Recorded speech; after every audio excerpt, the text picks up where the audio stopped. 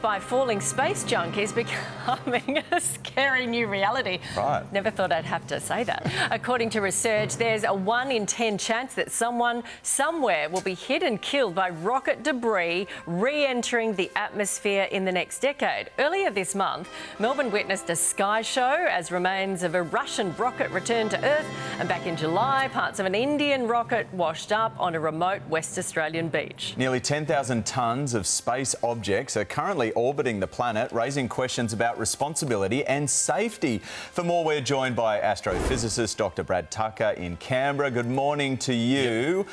Cloudy with a chance of space junk, apparently. That's the warning. I thought this stuff just burnt up in our atmosphere. Do we know where it's going to come down? Yeah, look, so the smaller stuff definitely burns up in the Earth's atmosphere, and a lot of it does. But if it's big enough or it's too slow, you won't create enough friction, and so it won't all break up.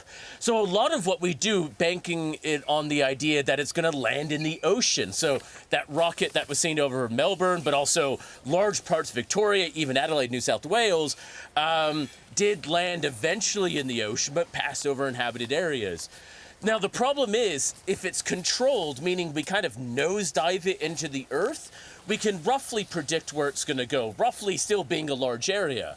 But a lot of it is uncontrolled, meaning it does come down. We don't have the exact control over where it's going to come down and when.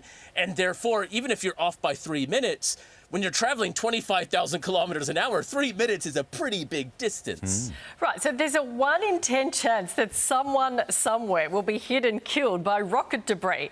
That's a pretty scary stat. How big would that rocket debris be?